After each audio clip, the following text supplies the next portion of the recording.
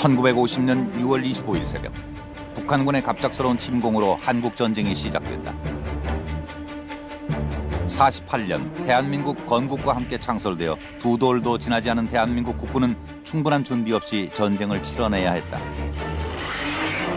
그러나 한국군보다 약 2배가량 많은 병력을 보유한 북한군은 무기 면에서도 월등히 국군을 능가했다. 국군보다 8배 많은 야포를 보유, 공격력에서 우위를 갖춘 북한군은 소련제 T-34 탱크를 앞세워 거침없이 밀고 내려왔고, 제대로 된 무기가 없던 우리 군은 바다와 하늘에서도 속수무책이었다.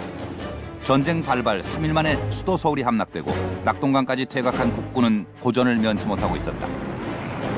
그해 9월 15일 인천 상륙작전으로 더 유명한 작전명 크로마이트의 1단계 작전이 펼쳐졌다. 미 해병대 5연대 3대대가 20척의 상륙 주종으로 월미도 해안에 상륙한 것이다. 이어 2단계로 같은 날 오후 미 해병대와 한국 해병대가 인천 일대 해안에 상륙했다. 9월 17일 인천을 시작으로 28일 서울을 수복하여 수세에 몰린 아군의 전세를 뒤집은 것은 국군이 아닌 유엔연합군, 정확히는 미군의 힘이었다.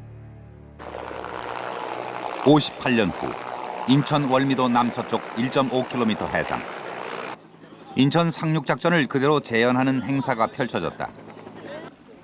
아시아 최대의 대형 수송함인 독도함과 한국형 상륙 장갑차 등 대한민국의 첨단 무기들이 동원된 작전은 미군에 의존하던 과거와 달리 우리의 역량만으로 성공적으로 마무리됐다. 이 역사적인 작전을 완벽히 재현함으로써 대한민국 국군은 자주 국방을 실현코자 하는 의지를 세상에 천명하고 위상을 드높였다는 평가를 받았다. 건군 60년, 자주 국방의 염원을 실현하기 위한 우리나라의 무기 개발 노력은 첨단 무기 국산화를 넘어 세계 최고 수준의 무기를 선보이는 데까지 이르고 있다. 21세기 전장의 주역으로 떠오르고 있는 대한민국 첨단 무기의 오늘을 통해 대한민국 국방력의 미래를 가늠해 본다.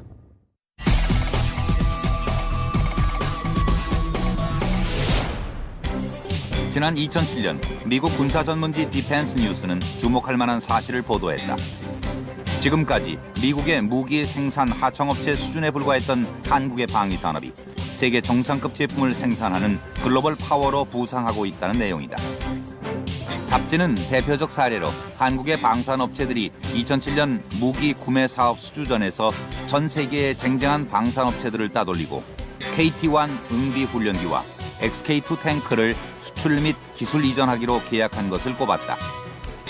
이를 증명하듯 지난해 우리나라는 약 5천억 원의 방산물자 수출 실적을 올리며 세계 방산업계 시장에 주목을 받고 있다. 우리나라의 무기 수준을 보면 사실 우리가 이번 국군의 날이 건군 60주년이라고 그러는데, 현재는 우리가 필요로 하는 60만 대군이 필요로 하는 대부분의 무기를, 우리 손으로 만든 무기를 가지고 무장하고 또 싸우고 있고, 그러면서 산업적으로 보면 과거에는 단순한 하나의 산업이라고 볼 수 있었는데, 지금은 국가 안보 전략 산업일 뿐만이 아니고, 그리고 산업 경제의 중요한 산업으로, 전략 산업으로 발전하고 있고, 특히 이제 우리나라 같은 경우 최근에는 수출 산업의 효자로서 역할을 하고 있는 그런 산업 분야로 발전하고 있습니다. 약 12년의 개발 기간을 거쳐 순수 국내 독자 기술로 개발된 차기 전차 XK-2 흑표 전차는 세계 최강이라는 평가를 들었던 미국의 M1A2 SEP 전차나 프랑스의 르클레르크 전차와 비교해 성능과 가격 면에서 높은 경쟁력을 갖고 있다. 최근 터키와 기술 수출 계약을 성사시킴으로써 K2 전차의 해외 경쟁력은 이미 국제적으로 인정받는 계기가 되었습니다. 가격 면에서도 독일과 프랑스, 미국 등과 비교할 때 80 내지 90%의 수준으로서 충분한 국제 경쟁력을 갖고 있습니다. 일명 흑표 전차라 불리는 XK-2 전차는 현존하는 기술로 방어가 불가능한 가장 강력한 대전차 수단이라는 찬사를 들을 만큼 첨단 무기 기술의 집결체라 할 수 있다. XK-2의 가장 큰 장점은 현존하는 그 어떤 전차도 뚫을 수 있는 화력을 보유하고 있다는 점이다. 기존 K1A1 전차의 120mm 44구경 장포보다 1.3m 정도 더 긴 120mm 55구경 장활 강포를 장착하고 신형 전차 포탄을 갖춰 적 전차 파괴 능력이 월등히 향상된 것이다. 포의 위치를 상하, 좌우, 전후로 마음대로 제어할 수 있는 능력은 타의 추종을 불허한다. 울퉁불퉁한 구릉지에서도 시속 50km 이상의 고속 주행이 가능하며 제자리에서 회전할 수도 있다. 특히 4.1m 깊이의 물속에서 가동하다가 물 밖으로 나오는 순간 곧바로 전투 방식으로 전환할 수 있는 능력도 갖췄다. K2 전차는 미래 네트워크 기반에 의한 전쟁에 대비하기 위해서 디지털 기술을 기반으로 먼저 보고 먼저 결심해서 먼저 타격할 수 있도록 피하 식별 장치와 정보 감시 체계를 추가했고, 특히 시퍼와이와 연계된 전술 정보 처리 및 능동 방어 체계는 중국 등 주변국 전차와 비교해도 동등하거나 우월하여 세계 최강의 전차입니다. 세계 최고의 전차 흑표는 하루아침에 완성된 기적이 아니라 오랜 노력 끝에 겨우 이뤄낸 값진 성과다. 한국 전쟁 후 미국의 M47과 M48을 도입해 쓰던 육군은 1980년대 초반 미국의 M1 전차를 토대로 설계한 K1 전차를 국내 생산하면서 국산 전차의 꿈을 꾸기 시작했다. 하지만 K1으로는 한국적 산업 지형을 소화할 수 없었다. 95년 국방과학연구소가 국산 전차 개발에 돌입했지만 새 전차를 만드는 과업은 쉽지 않았다. 우리 K1 전차를 개발할 당시에 80년대 후반 이렇게 볼 수 있는데 90년대 초 그 당시까지 우리나라가 전차를 개발하는 경험이 없기 때문에 또 기술자가 없었기 때문에 이제 외국의 기술자와 여러 가지 그 개발 시스템에 의존해서 개발을 했습니다.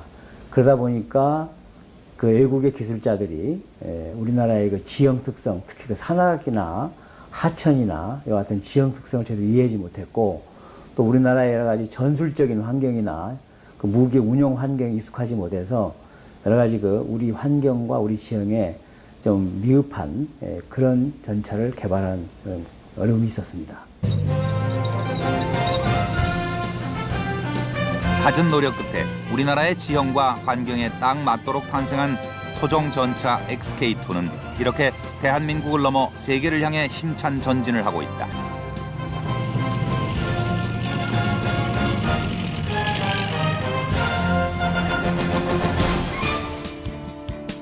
2007년 흑표 전차와 함께 터키에 수출된 KT-1 기본 훈련기 웅비의 경우 수출이 처음은 아니다. 2001년 인도네시아에 10대를 수출한 데 이어 두 번째 수출길에 오른 것. 최초 국내 순수 독자 기술로 개발에 성공한 KT-1은 기본 훈련기로 대한민국 공군의 초중등 훈련 조종사 양성용 항공기다.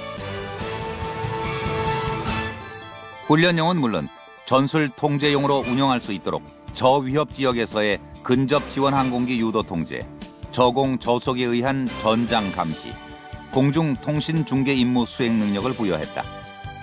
또한 외부에 무장 장착이 가능하여 제한적인 근접 항공 지원 임무도 수행할 수 있는 다목적 고기동 항공기다. KT-1 개발은 고등훈련기, 차기 전투기 개발 등으로 이어졌다. 끊임없는 연구와 개발 끝에 얻어진 성과가 바로 T-50이다.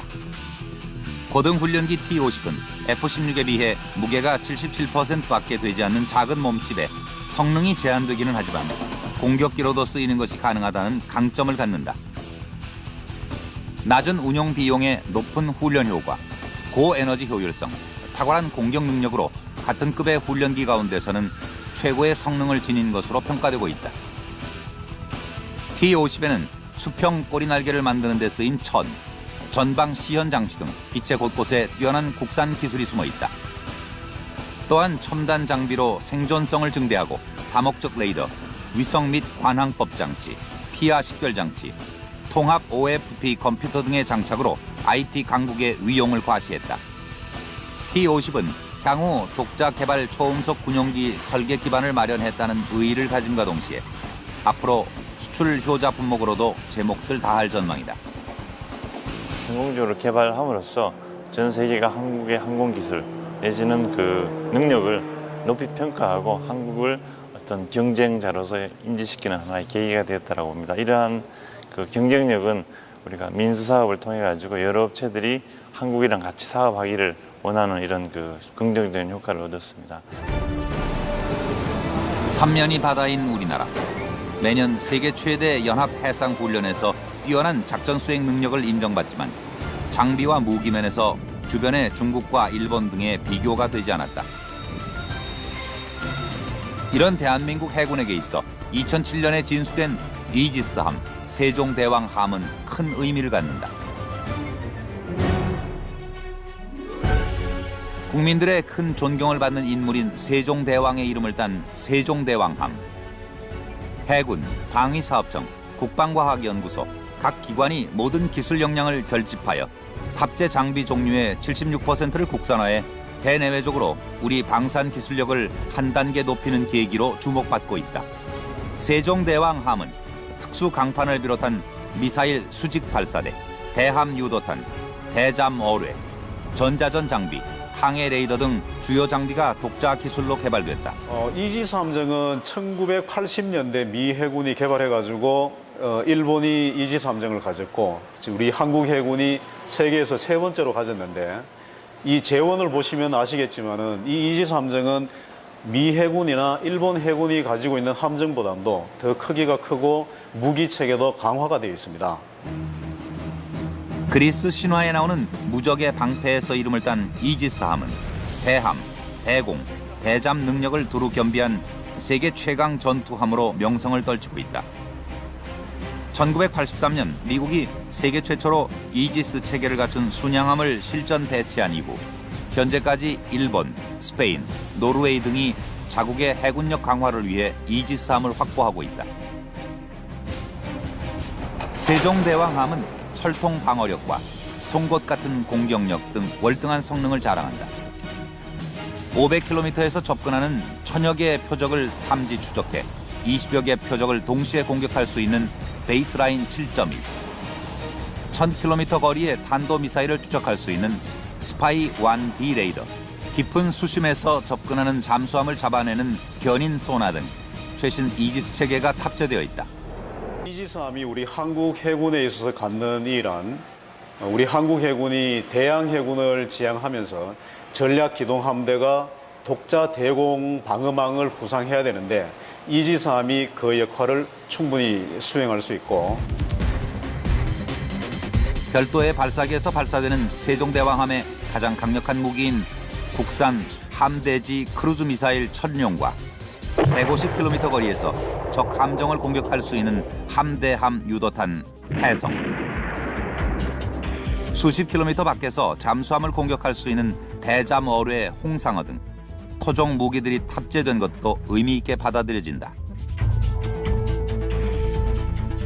해성은 7년간 1000억 원이 투입돼 개발된 순항미사일로 5000톤급, 7000톤급 구축함에 탑재돼 우리 군이 보유하고 있는 동종 무기인 하푼을 대체함으로써 상당한 수입 대체 효과가 기대되고 있다.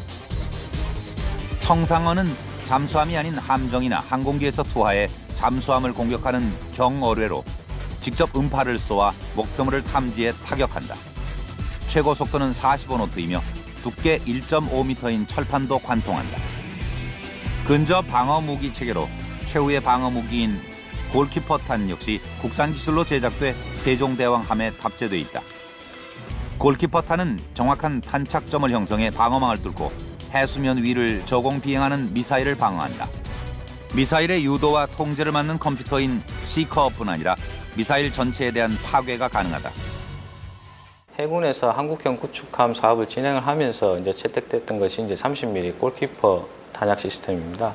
근데 이제 포 자체는 해외에서 수입이 됐지만 이 포에 쓰이는 탄약 자체는 저희가 자체 기술로서 생산을 해서 이 국방에, 자주 국방에 도움이 됐다는데 큰 의의가 있다고 볼 수가 있습니다. 지난 6월 실시된 육군 7포병여단의 포탄 사격 훈련. 강원도 철원의 문혜리 포병 사격장 일대에선 최첨단 자주포인 K9과 함께 130mm 다연장 로켓 구룡2가 불을 뿜고 있었다. 다연장 로켓 구룡의 역사는 지금으로부터 600여 년 전으로 거슬러 올라간다. 얼마 전 영화로 개봉돼 관심을 모은 로켓 추진 화살 신기전이 그것이다. 신기전은 서구 지역에선 찾아보기 힘들지만 대한민국 무기 개발 역사상 최초로 국내의 독자적 기술에 의해 탄생한 구룡의 모태로 평가될 수 있다.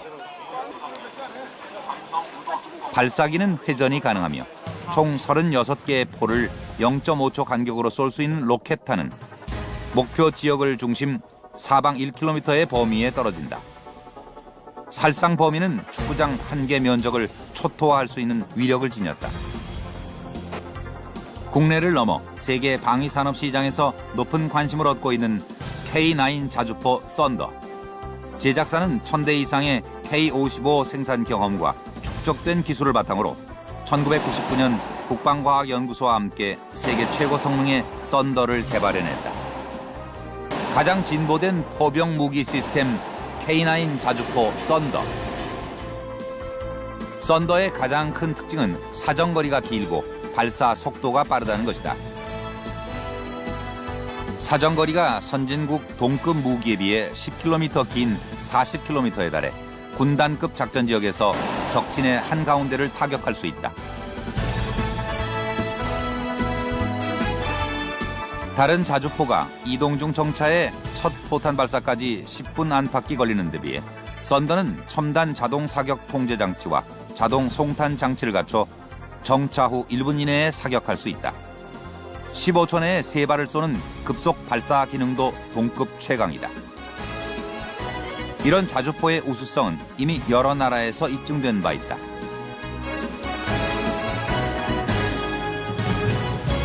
네, 99년도에 K9 자주포를 저희 독자 기술로 설계를 하고 개발해서 전력화를 한 이후에 이제 해외 수출을 시행을 하고 있습니다.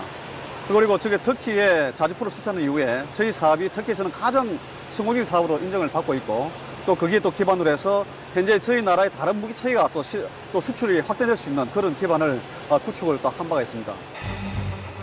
K9 자주포 썬더는 전용 탄약 운반차 K10과 함께할 때 위력이 배가 된다. 국내 독자 기술로 개발된 K10 탄약 운반 장갑차는 탄약 집적소에 쌓여있는 탄약이나 트럭 위에 탄약을 적재해 사격 진지로 이동시켜 K9 자주포에 보급하는 자동화 로봇형 장비다. 특히 완전 자동화 제어 시스템은 세계 최초다. K9, K10 패키지의 위용은 우리나라가 2010년 세계 자주포 시장 1위를 점할 수 있는 충분한 동력이 되리라는 전망이다.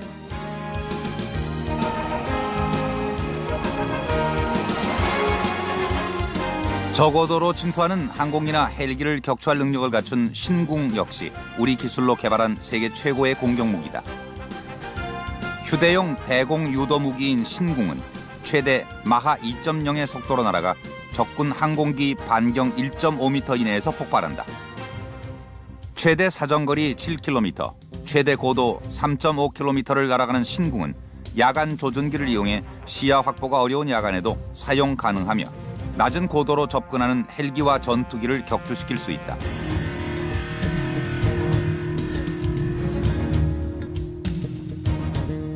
대한민국은 전쟁 장비, 무기 외에 후방 지원과 운영 시스템 부문의 국산화 기술도 세계적인 수준에 이르고 있다. 특히 창정비 부문은 세계 최강의 공군력을 보유하고 있는 미군도 인정한 높은 기술력을 자랑한다.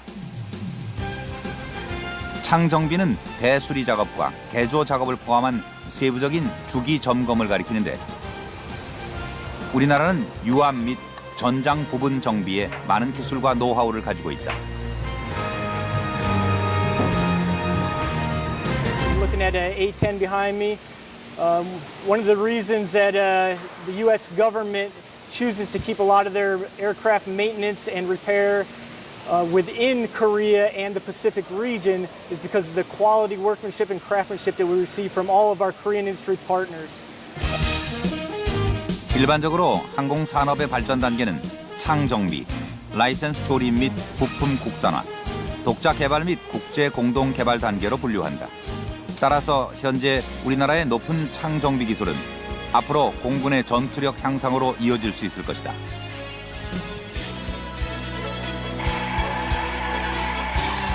전자전, 네트워크전의 양상을 띠는 현대전에서 막강 화력 무기 체계만큼 중요한 부문이 전투용 소프트웨어 시스템이다. 특히 탐지 레이더와 유도 무기 시스템 기술의 발달도 눈여겨볼 만하다. 다기능 탐색 레이더 철매는 현재 군에서 운영 중인 저고도 호프 체계의 저고도 탐지 레이더, 중고도 탐지 레이더, 추적 레이더, 저가 식별용 레이더의 기능을 하나로 통합시킨 최첨단 레이더다. 천마 시스템은 20km까지 헬기나 항공기 같은 대공 표적을 탐지해 유도탄을 발사 명중시키는 단거리 대공 무기 유도 시스템이다. 미래에 현실화될 로봇 전쟁에 대한 국산화 노력도 끊임없이 계속되고 있다. 무선 네트워크를 기반으로 하여 전방 및 해안선 정찰과 지뢰 감지 기능에 중점을 둔 로봇 개발은 이미 일정 정도 진보를 보이고 있는 상태다.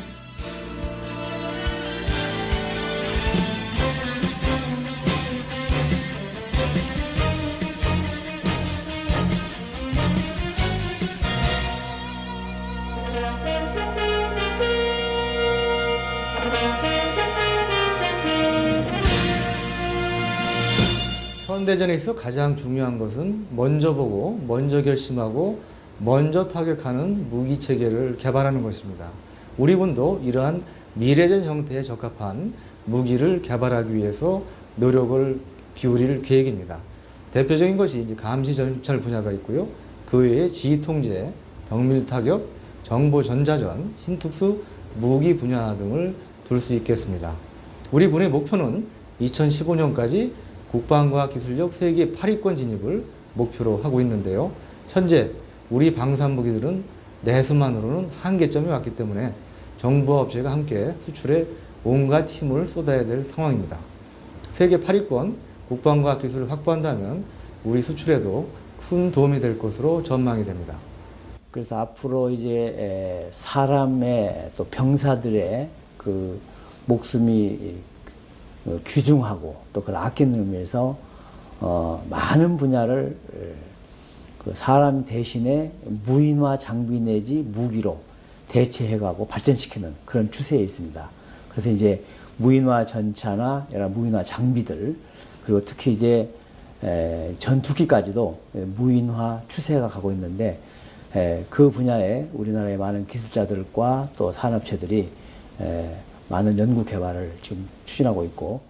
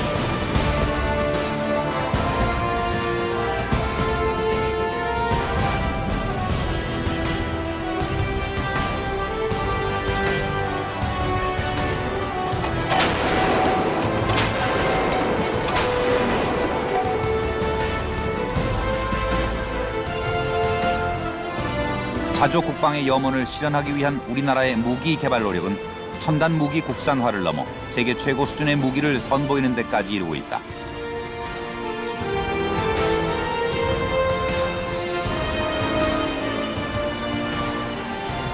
현대전에서 무기의 위력은 곧 전투력이다. 때문에 첨단 무기 개발은 전쟁을 유발하는 것이 아니라 오히려 전쟁을 억제하는 역할을 한다. 특히 대한민국은 지구상 유일한 분단 국가로 남아있다.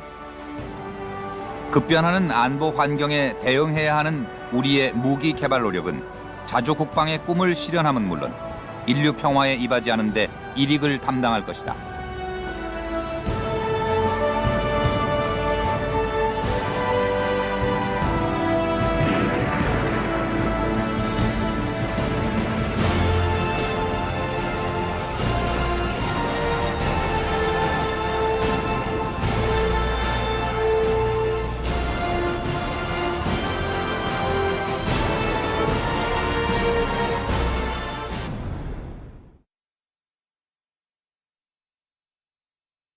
방어 체계는 중국 등 주변국 전차와 비교해도 동등하거나 우월하여 세계 최강의 전차입니다. 세계 최고의 전차 흑표는 하루아침에 완성된 기적이 아니라 오랜 노력 끝에 겨우 이뤄낸 값진 성과다. 한국 전쟁 후 미국의 M47과 M48을 도입했었던 육군은 1980년대 초반 미국의 M1 전차를 토대로 설계한 K1 전차를 국내 생산하면서 국산 전차의 꿈을 꾸기 시작했다. 하지만 K1으로는 한국적 산악 지형을 소화할 수 없었다. 95년 국방과학연구소가 국산 전차 개발에 돌입했지만 새 전차를 만드는 과업은 쉽지 않았다.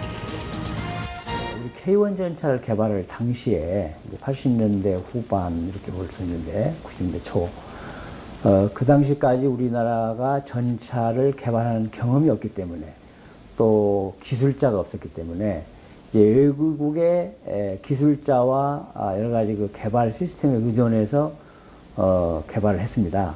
그러다 보니까 그 외국의 기술자들이 우리나라의 그 지형 특성, 특히 그 산악이나 하천이나 이와 같은 지형 특성을 제대로 이해하지 못했고 또 우리나라의 여러 가지 전술적인 환경이나 그 무기 운용 환경에 익숙하지 못해서 여러 가지 그 우리 환경과 우리 지형에 좀 미흡한 그런 전차를 개발하는 그런 어려움이 있었습니다. 일명 흑표 전차라 불리는 XK2 전차는 현존하는 기술로 방어가 불가능한 가장 강력한 대전차 수단이라는 찬사를 들을 만큼 첨단 무기 기술의 집결체라 할 수 있다. XK2의 가장 큰 장점은 현존하는 그 어떤 전차도 뚫을 수 있는 화력을 보유하고 있다는 점이다. 기존 K1A1 전차의 120mm 44구경 장포보다 1.3m 정도 더 긴 120mm 55구경 장활 강포를 장착하고 신형 전차 포탄을 갖춰 적 전차 파괴 능력이 월등히 향상된 것이다. 포의 위치를 상하, 좌우, 전후로 마음대로 제어할 수 있는 능력은 타의 추종을 불허한다. 울퉁불퉁한 구릉지에서도 시속 50km 이상의 고속 주행이 가능하며 제자리에서 회전할 수도 있다.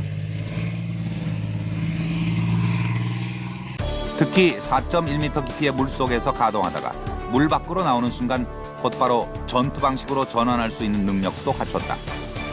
K2 전차는 미래 네트워크 기반에 의한 전쟁에 대비하기 위해서 디지털 기술을 기반으로 먼저 보고 먼저 결심해서 먼저 타격할 수 있도록 피하 식별 장치와 정보 감시 체계를 추가했고 특히 시퍼와이와 연계된 전술 정보 처리 및 능동 서쪽 1.5km 해상. 인천 상륙작전을 그대로 재현하는 행사가 펼쳐졌다. 아시아 최대의 대형 수송함인 독도함과 한국형 상륙 장갑차 등 대한민국의 첨단 무기들이 동원된 작전은 미군에 의존하던 과거와 달리 우리의 역량만으로 성공적으로 마무리됐다. 이 역사적인 작전을 완벽히 재현함으로써 대한민국 국군은 자주 국방을 실현코자 하는 의지를 세상에 천명하고 위상을 드높였다는 평가를 받았다. 건군 60년, 자주 국방의 염원을 실현하기 위한 우리나라의 무기 개발 노력은 첨단 무기 국산화를 넘어 세계 최고 수준의 무기를 선보이는 데까지 이르고 있다. 21세기 전장의 주역으로 떠오르고 있는 대한민국 첨단 무기의 오늘을 통해 대한민국 국방력의 미래를 가늠해 본다.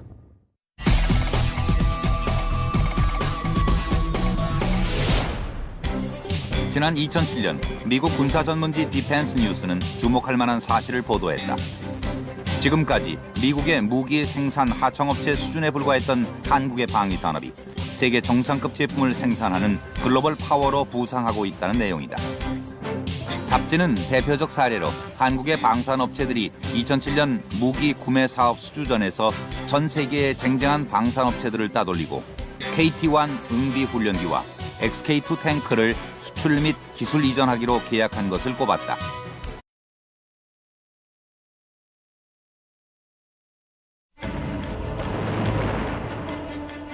(1950년 6월 25일) 새벽 북한군의 갑작스러운 침공으로 한국 전쟁이 시작됐다.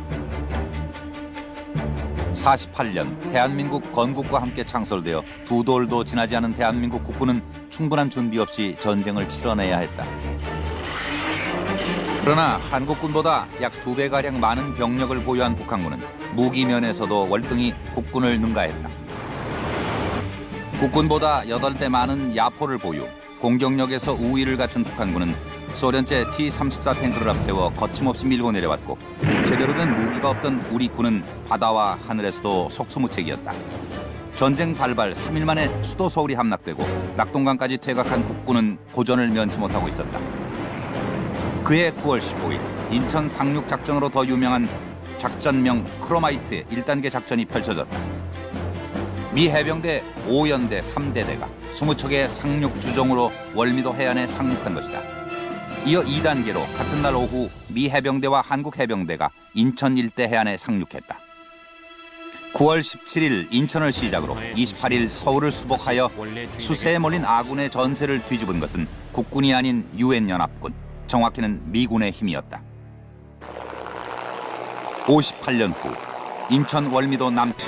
이를 증명하듯 지난해 우리나라는 약 5천억 원의 방산물자 수출 실적을 올리며 세계 방산업계 시장에 주목을 받고 있다. 우리나라의 무기 수준을 보면 사실 우리가 이번 국군의 날이 건군 60주년이라고 그러는데 현재는 우리가 필요로 하는 60만 대군이 필요로 하는 대부분의 무기를 우리 손으로 만든 무기를 가지고 무장하고 또 싸우고 있고 그러면서 산업적으로 보면 과거에는 단순한 하나의 산업이라고 볼 수 있었는데 지금은 국가 안보 전략 산업일 뿐만이 아니고 그리고 산업 경제의 중요한 산업으로 전략 산업으로 발전하고 있고 특히 이제 우리나라 같은 경우 최근에는 수출 산업의 효자로서 역할을 하고 있는 그런 산업 분야로 발전하고 있습니다. 약 12년의 개발 기간을 거쳐 순수 국내 독자 기술로 개발된 차기 전차 XK2 흑표 전차는 세계 최강이라는 평가를 들었던 미국의 M1A2 SEP 전차나 프랑스의 르클레르크 전차와 비교해 성능과 가격 면에서 높은 경쟁력을 갖고 있다. 최근 터키와 기술 수출 계약을 성사시킴으로써 K2 전차의 해외 경쟁력은 이미 국제적으로 인정받는 계기가 되었습니다. 가격 면에서도 독일과 프랑스, 미국 등과 비교할 때 80 내지 90%의 수준으로서 충분한 국제 경쟁력을 갖고 있습니다.